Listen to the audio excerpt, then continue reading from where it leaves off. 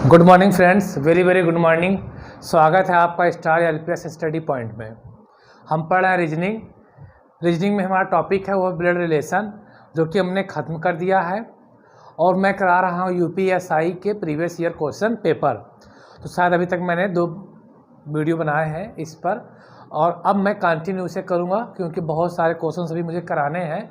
लेकिन अब कल से जो है क्या करेंगे कि प्रीवियस ईयर क्वेश्चन पेपर भी होते रहेंगे और साथ में आपको एक नया टॉपिक भी मैं पढ़ाऊंगा, ताकि आपका क्वेश्चंस का भी एक्सरसाइज होता रहेगा और आप एक नया टॉपिक भी पढ़ेंगे। तो ठीक है, हम स्टार्ट करते हैं आज उसी के आगे। और आज से बहुत अच्छे क्वेश्चंस हैं और पिछला वीडियो भी आपने देखा होगा जो मैंने 5 स्टेटमेंट लिखाए थे। आज उस स्टेटमेंट में पहला स्टेटमेंट आज में यूज़ होगा क्वेश्चंस में। तो चलिए कहाँ पे होगा मैं आपको बताऊँगा। चलिए स्टार्ट करते हैं। तो क्वेश्चन आपके स्क्रीन पे शो करेगा। आज का जो पहला क्वेश्चन है, जी हाँ, क्यू सी का बेटा है, क्यू सी का बेटा है जिसने, क्यू सी का बेटा है जिसने ए से विवाह किया है। यदि यम क्यू की बेटी है तो यम का ए से क्या रिश्ता होगा। ऑप्शन दे रखे हैं, पहला बेटा, दूसरा चचेरा भाई, सी ऑप्शन है पोती या नवासी, डी है पोता या नवासा।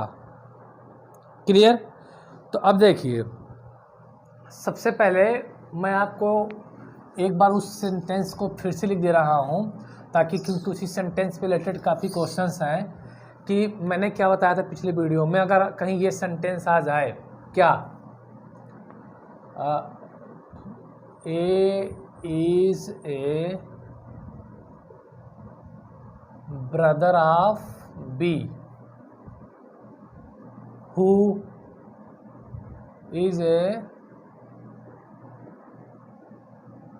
फादर ऑफ सी, कहीं ये सेंटेंस आ जाए, स्टेटमेंट आ जाए, यानी कि ए बी का भाई है, ए बी का भाई है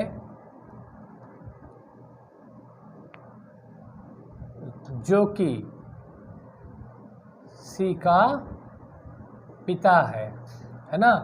तो ये हु वर्ड, ये जो कि किसके लिए यूज होता है, ये हमेशा ऑब्जेक्ट के लिए यूज होता है, यानी कि सेकंड पर्सन जो दूसरा व्यक्ति होता है उसके लिए यूज होता है। आगे की बात समझ में, ये मैंने पहले ही बता रखा, आप वहाँ पे देखेंगे समझ में आ जाएगी चीज़ों को, लेकिन फिर भी मैंने यहाँ पे लिख दिया। ठीक, जो कि हिंदी में देखो जिसने भी कह सकते हो, ये जो, इसका मतलब क्या, हु है। इन सब का मीनिंग एक ही है। क्लियर ना? हु मतलब होम। ठीक, तो जो कि आए, जिसने आए, जो आए, इसका मतलब क्या है, एक ही है। क्लियर? तो ये चीज़ें मैंने पहले ही बता रखी है। क्वेश्चन क्या बोला है, क्यू सी का बेटा है, क्यू सी का बेटा है। तो अब देखिए, जो क्यू है वो सी का बेटा है। तो क्यू है, सी का बेटा है, इसके लिए आप रेक्टेंगल का यूज करेंगे। सी का बेटा, सी को ऐसे बना लिए। सी इसकी माँ भी हो सकती है और पिता भी हो सकता है। फिर क्या बोला, जिसने ए से विवाह किया है। जिसने मतलब हु, अगर हु शब्द आए या जिसने आए या जो कि आए या जो आए, वो किसको रिप्रेजेंट करता है, वो सेकंड पर्सन को रिप्रेजेंट करता है, यानी कि बी के बारे में बताएगा वो। तो क्या बोला है, क्यू सी का बेटा है जिसने ए से विवाह किया है। कौन? सी। तो जो जिसने किसके लिए यूज होगा, सी के लिए। किसके लिए? सी के लिए। क्यों, क्या लिख रखा है देखो, क्यू, क्या बोला है समझ लो, थोड़ा यहाँ पास होना जरूरी है। क्यू सी का बेटा है, क्यू सी का बेटा है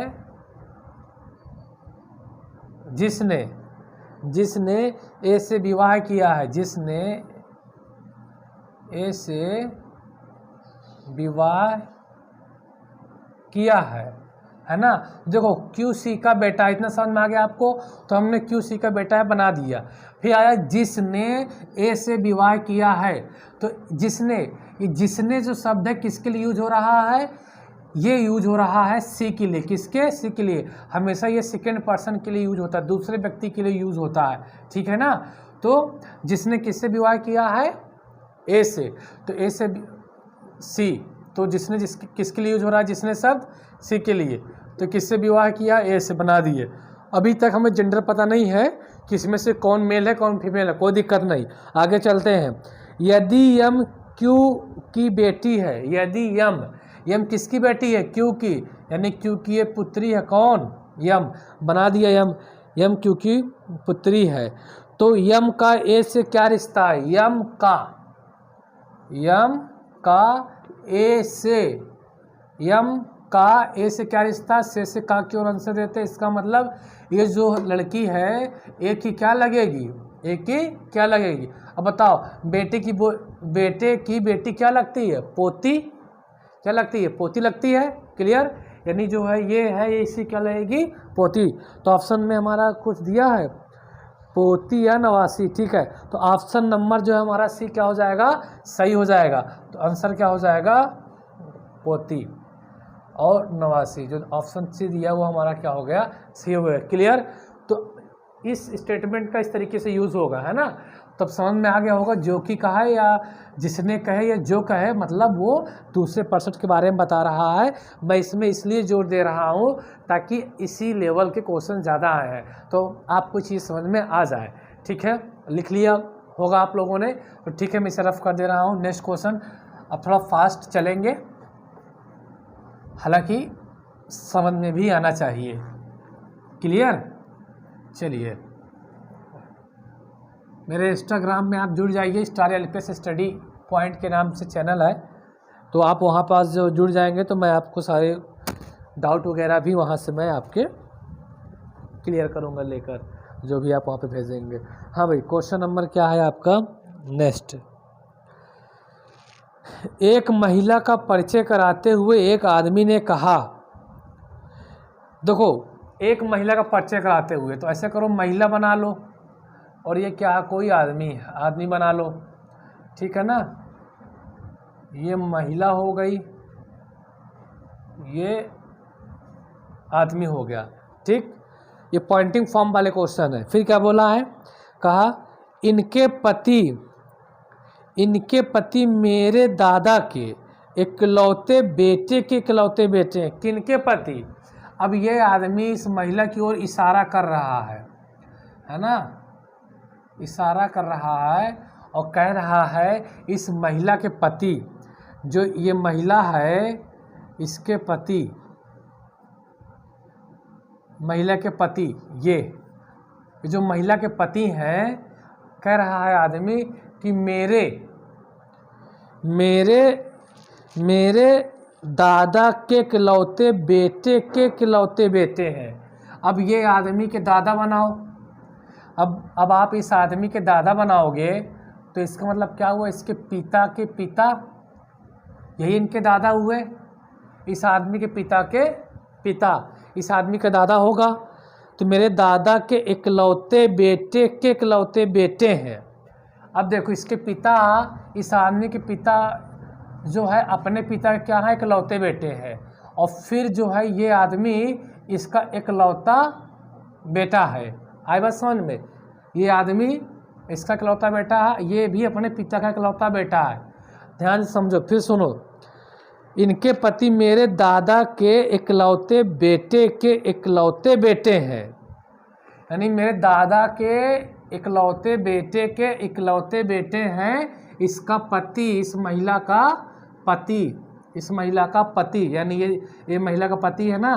तो अब देखो, सारा फिट करो, कैसे फिट होता है। एक आदमी इस महिला को इशारा करते हुए कहता है कि जो इसका पति है, ये मेरे दादा, यानी कि इसके पिता के पिता, मेरे दादा के इकलौते, यानी एक ही बेटा था इनके दादा का, इनके पिता, मेरे दादा इकलौते बेटे के इकलौता बेटा, यानी कि ये भी अपने पिता का इकलौता लड़का है, वो इसका पति है। इसका मतलब जो इसका पति है ये आदमी ही है, इसका जो पति क्या है, ये आदमी ही है। तो आदमी ही क्या है, इसका पति है, ठीक। तो कह रहे मतलब इस आदमी का महिला से क्या रिश्ता है, क्या पूछा है। तो महिला का उस आदमी के साथ क्या संबंध, देखो महिला का तो बोल दिया, आदमी के साथ क्या संबंध है। जब का महिला हो गई तो से क्या हो जाएगा अब इसी बात पर आदमी, तो हमेशा से का की ओर आंसर देते हैं। तो अब बताओ महिला इस आदमी क्या लगेगी, पत्नी, तो ऑप्शन हमारा क्या हो जाएगा, पत्नी। पत्नी ऑप्शन दे रखा है, हाँ बिल्कुल दे रखा है ऑप्शन, तो ऑप्शन नंबर ए आंसर क्या हो जाएगा, पत्नी। आंसर क्या हो जाएगा, पत्नी। आगे बात समझ में, ठीक है। चलिए स्क्रीनशॉट ले लीजिए और चलते हैं हम नेक्स्ट क्वेश्चन।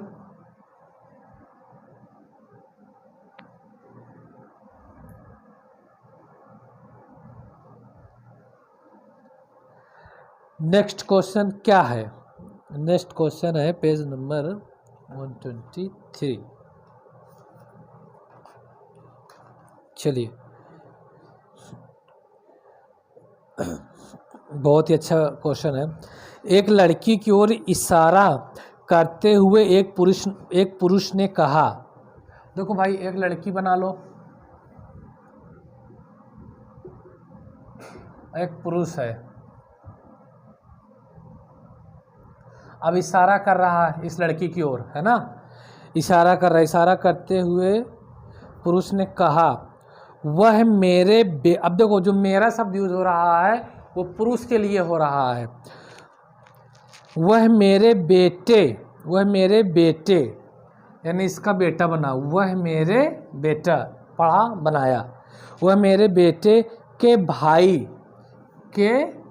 बेटे का भाई उसी का लड़का हुआ, वह मेरे बेटे के भाई की माँ, भाई की माँ, माँ मतलब इसकी पत्नी, तभी तो इसकी माँ लगेगी। भाई की माँ के बेटी, माँ की बेटी का मतलब कि इसका बहन की बेटी की बेटी है, बेटी की बेटी है कौन, ये लड़की। देखो मिलाओ, ये पुरुष लड़की की ओर इशारा करते हुए कहता है कि क्या कहता है कि मेरे बेटे के भाई की माँ की बेटी बेटी है, बेटी की बेटी, पूरा फीड हो गया। अब पूछा क्या है सवाल में, उस लड़की का उस व्यक्ति से क्या रिश्ता है, लड़की का व्यक्ति से क्या रिश्ता, से का की ओर आंसर देते हैं। से का की ओर आंसर देने का मतलब क्या है कि ये लड़की इसकी क्या लगती है। अब देखो बेटी की बेटी क्या लगती है, नातिन, है ना, ये लगती है ना, नातिन या फिर पोती।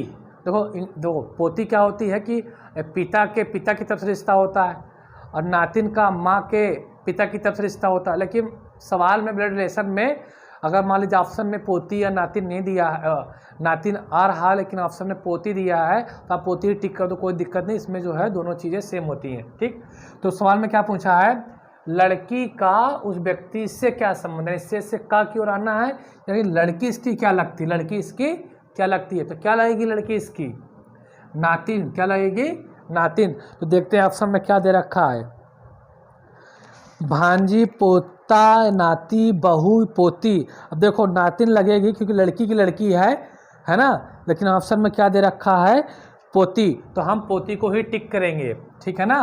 तो आंसर क्या हो जाएगा, डी हमारा सही है, पोती, कोई दिक्कत नहीं, क्लियर ना।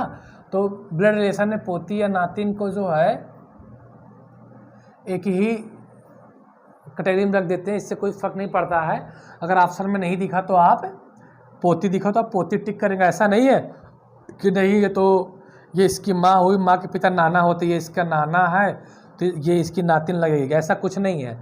हाँ लगती है वो तो ठीक है, बट अब हमें परीक्षा पास करनी है ना, तो उसमें जो ऑप्शन दिए उसके हिसाब से काम करेंगे, इसीलिए प्रैक्टिस पेपर लगाना ज़रूरी होता है, ताकि आप इस तरह के सवाल लगाएंगे तो जो भी डाउट होगा आप पे क्लियर होंगे। आगे बात समझ में, चलिए ठीक है, नेक्स्ट क्वेश्चन चलते हैं। स्क्रीनशॉट लेना ले लीजिए, बाकी आंसर तो पोती हो गया। अब नेक्स्ट क्वेश्चन क्या है आपका, हाँ अब जो क्वेश्चन है वेरी वेरी इंपॉर्टेंट है, बहुत अच्छा क्वेश्चन है। भैया ऐसे ही क्वेश्चन पे प्रैक्टिस ज़रूर कीजिएगा। थोड़ा मैं इसे आराम से समझाना चाहूँगा। कैसे, चलिए पहले एक बार मैं क्वेश्चन पढ़ता हूँ फिर आप करिएगा। ए बी की भांजी है, ए बी की भांजी है, तो मैं बनाता भी चलता हूँ, क्वेश्चन आपके स्क्रीन में दिख रहा तो आप पढ़ते भी जाइए। ए बी की भांजी है। अब ए बी की भांजी है तो इससे तो ये पता चल गया जो एक बी है, बी की सिस्टर होगी, फिर उसकी जो है जो लड़की होगी, तभी तो इसकी जो है क्या लगेगी, भांजी। भाई शादी न कहीं ने, शादी तो हुई है इसकी, लेकिन हमें सवाल के साथ चलना है। अब बी इसका जो भाई भी हो सकता है और बहन भी हो सकता है, बहन भी हो सकती है। क्लियर, तो जेंडर तो फिक्स नहीं है, लेकिन उन्हें मान दिया ए बी की भांजी है। जो सी का भाई है, जो सी का भाई है, अब देखो जो किसका भाई है, सी का। थोड़ा मैं और इसे नीचे से लिखना चाहूँगा।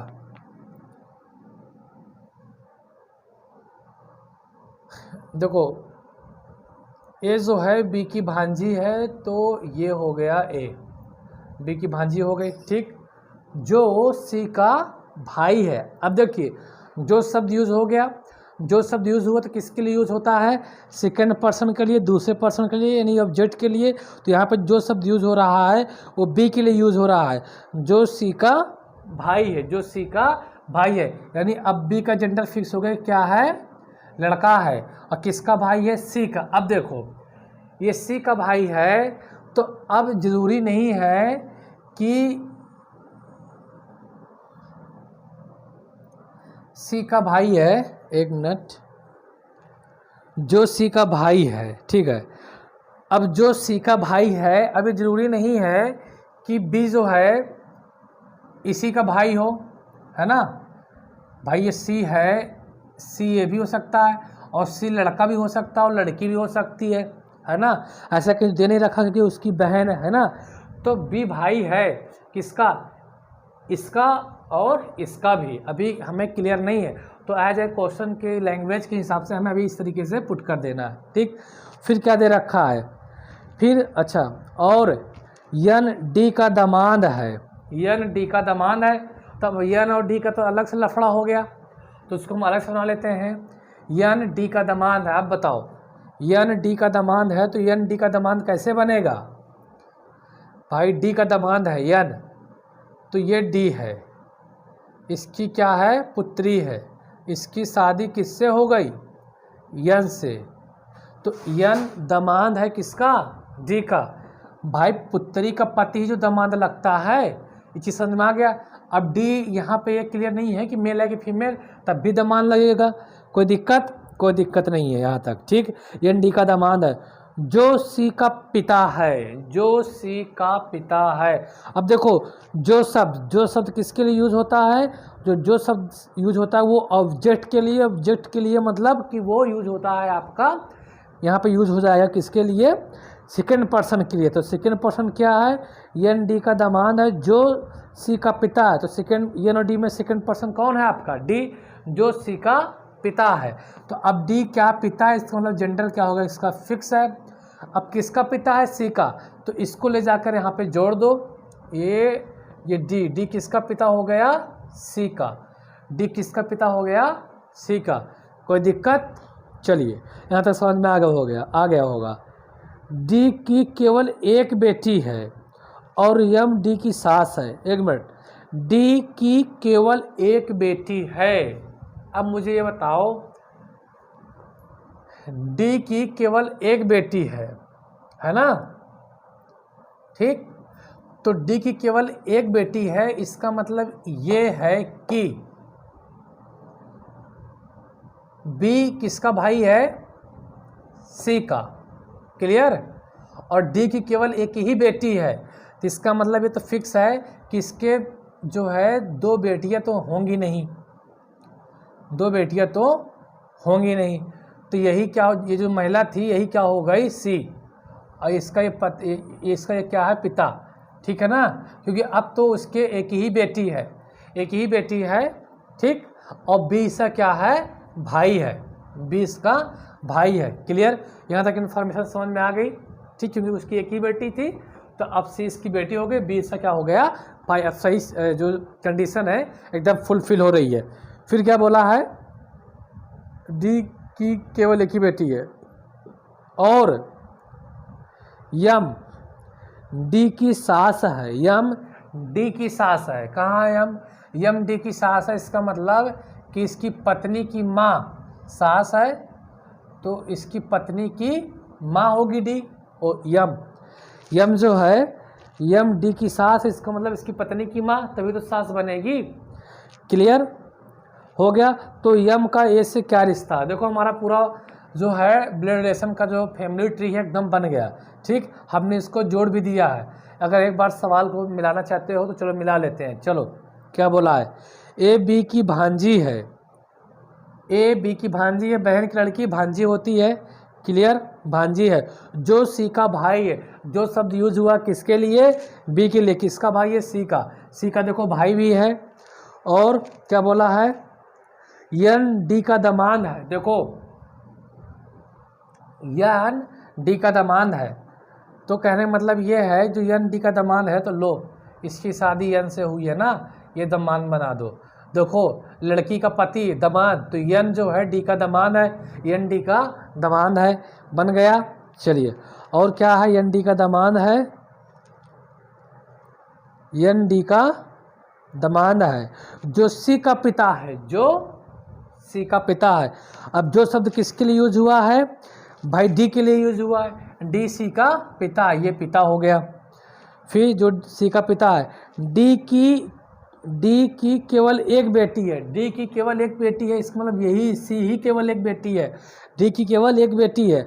और यम डी की सास है, और यम जो है डी की सास है, तो इसकी पत्नी की माँ यम जो है डी की सास है। तो यम का ए से क्या संबंध है? तो यम का ए से क्या संबंध है? तो हम हमेशा से का की ओर आंसर देते हैं। से का की ओर आंसर देने का मतलब ये है कि ये जो यम है, ये औरत इसकी क्या लगेगी, इस लड़की की क्या लगेगी, ये औरत। तो अब देखो क्या लगेगी, देखो ये इसकी बेटी है, ये बेटी की बेटी है, और ये उसकी बेटी है। ध्यान देना, देखो सी इसकी माँ है। ठीक, ए की नानी कौन है? ए की नानी ये वाली औरत है, डी की पत्नी, और ये उसकी क्या है? माँ है। यानी क्या हो जाएगी? पर नानी। ये यम जो इसकी क्या लगेगी? पर नानी। देखो बेटी की बेटी की बेटी, इस औरत की क्या लगेगी? पर नानी तो होगी। क्लियर, आगे बस समझ में।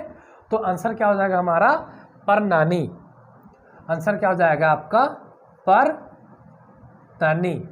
तो आई थिंक समझ में आ गई होंगी ये चीज़ें। तो क्या ऑप्शन में दे रखा है कहीं पे?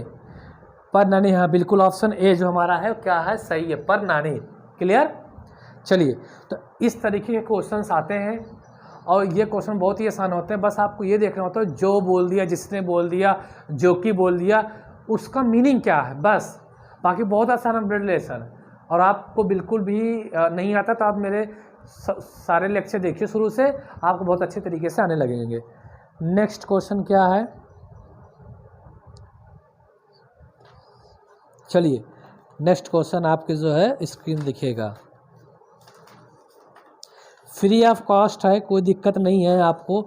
और यहाँ पे ऐसा नहीं है, मैं जो पढ़ाऊँगा एकदम जो एग्ज़ाम ओरिएंटेड पढ़ाऊँगा, और जो लेवल है एग्ज़ाम का वो लेवल देंगे। ऐसा नहीं है कि जो है बस थोड़ा थोड़ा हवा में उड़ा दिया बस, हाँ कंप्लीट हो गया, ऐसा नहीं, बिल्कुल एकदम अच्छे से देंगे विथ कंसेप्ट के साथ।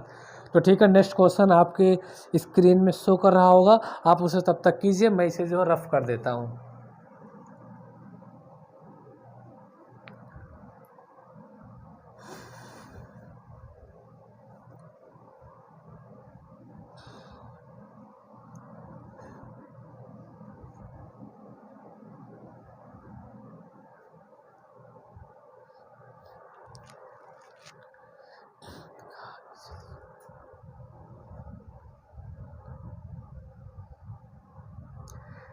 एक लड़के की ओर इशारा करते हुए शीला ने कहा, किसकी ओर? लड़के की ओर। तो बना लो भाई, एक लड़का है बॉय, और एक लड़की है शीला। ठीक, इशारा करते हुए कहा, कौन कह रही है इशारा, कौन कर रही है, शीला। क्या कहा, अब ध्यान से पढ़ना। इशारा करते हुए कहा, वह मेरे पिता के, वह मेरे पिता, यानी जो ये बी है जो लड़का, वह मेरे पिता, तो शीला के पिताजी बना लो।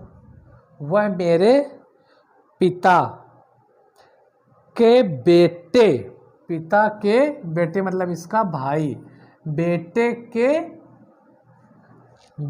के भाई का भाई है, बेटे, मेरे पिता के बेटे के, क्या बोला, मेरे पिता के बेटे के भाई का भाई है, बेटे के भाई का भाई है कौन, ये लड़का, कौन, ये लड़का। क्लियर। तो अब बताना है सवाल में कि उस लड़के का शीला से क्या संबंध है, लड़के का शीला से क्या संबंध। आंसर हमेशा से का की ओर देते हैं, से का की ओर देने का मतलब ये है कि ये लड़का इसका क्या लगता है, भाई, क्या लगता है, भाई, तो उत्तर क्या हो जाएगा, भाई। आगे बस समझ में। चलिए नेक्स्ट क्वेश्चन, नेक्स्ट क्वेश्चन क्या है,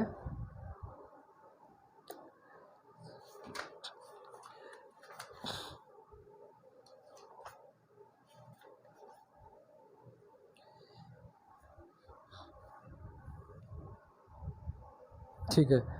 चलिए नेक्स्ट क्वेश्चन पढ़िए, बहुत अच्छा क्वेश्चन है और ऐसे ही क्वेश्चन देखिए एग्ज़ाम में आते हैं, तो आपको लेवल तो बढ़ाना पड़ेगा अपने आपका, क्योंकि बिना लेवल बढ़ाए आपका होने वाला नहीं है, और एक ही कंसेप्ट है, अगर आप उस कंसेप्ट को अच्छे से समझ लेते हैं तो ज़्यादा इसमें कोई दिक्कत की बात नहीं, बस प्रैक्टिस की ज़रूरत है।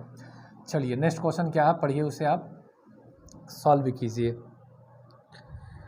5 लोग एक यात्रा पर जा रहे हैं, उनके नाम जोयल, भाई 5 लोग हैं, जोयल है, जोयल, प्रीति, वेंकी, जोयल, प्रीति, वेंकी, शान और रुपेश, शान और रुपेश, ये 5 लोग हैं, कहाँ जा रहे हैं, यात्रा पर जा रहे हैं। सभी का संबंध एक ही परिवार से है, एक ही फैमिली मेंबर है, ठीक। फिर बोला है जोयल प्रीति की माँ है, जोयल प्रीति की माँ है, तो ये भैया जोयल है, प्रीति की माँ है, तो इसका मतलब ये जेंडर इसका फिक्स हो गया। अब प्रीति देखो नाम से ही पता चल रहा है इसी, क्या ये लड़की है, प्रीति एक लड़की का नाम होता है, ठीक है ना, प्रीति, ठीक है। सभी जोयल प्रीति की माँ है, जो रुपेश की पत्नी है, जो रुपेश की पत्नी है। अब देखो जो शब्द किसके लिए यूज हुआ है, जो शब्द हमेशा जो स्टेटमेंट में जो सेकंड पर्सन होता है, जो दूसरा पर्सन होता है, यानी जिसे हम ऑब्जेक्ट कहते हैं, उसके लिए यूज होता है। तो यहाँ पर देखो दूसरा पर्सन कौन है भैया, जोयल प्रीति की माँ है, जोयल प्रीति की माँ है, यानी कि दूसरा पर्सन यहाँ पर क्या, प्रीति है, जो रुपेश की पत्नी है। तो किसकी पत्नी है प्रीति, रुपेश की, तो अगर ये फीमेल है तो रुपेश क्या हो जाएगा, मेल, बना दिए, कोई दिक्कत, जेंडर पता चल गया, पत्नी है। शान जोयल का भाई है, शान जोयल का भाई है, ये जोयल है, इसका भाई कौन है, शान, तो ये बना दिए जोयल का भाई है। 4 लोग हो गए, 5वां एक और बचा, कौन है भैया, जोयल का, वेंकी जोयल का पति है, वेंकी जो है जोयल का पति है, तो पति के लिए हमेशा जो है डबल हॉरिजॉन्टल लाइन रिप्रेजेंट करते हैं। बन गया फिगर। अब जो पूछे आंसर है तो सवाल का क्या पूछा है, प्रीति का शान से क्या संबंध है, प्रीति का शान से क्या संबंध है। हमेशा उत्तर से का की ओर देते हैं, से का की उत्तर देने का मतलब ये है कि जो प्रीति है उसकी क्या लगेगी, शान की, तो भाई बहन की लड़की क्या लगती है, भांजी, तो आंसर क्या हो जाएगा, भांजी। देखिए क्वेश्चन बहुत आसान होते हैं, अगर आपका कंसेप्ट क्लियर है तो आंसर क्या हो जाएगा, भांजी के ऑप्शन दे रखा है भाई, भांजी, बिल्कुल हाँ ऑप्शन दे रखा है भांजी, ठीक है। नेक्स्ट क्वेश्चन क्या है आपका, चलिए स्क्रीन में शो करेगा, उसे करिएगा।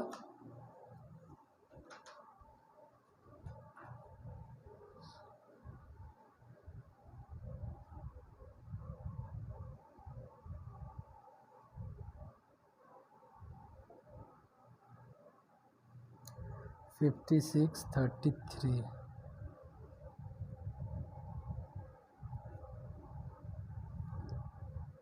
अच्छा, अब ध्यान देना, ये भी सवाल बहुत ही इंटरेस्टिंग है और बहुत ही अच्छा सवाल है, क्योंकि देखेंगे तो थोड़ा इसका लेवल जो अभी तक सवाल किए उनसे भी थोड़ा से जो है अच्छा है। बस फ़र्क इतना है, थोड़ा सा लैंग्वेज को समझना होगा। देखिए, मुगिल, नयंक, भुवन, शामली और रागुल का संबंध एक ही परिवार से है। किसकी? मैं रफ कर देता हूँ, तब तक आप लोग सॉल्व करते रहें।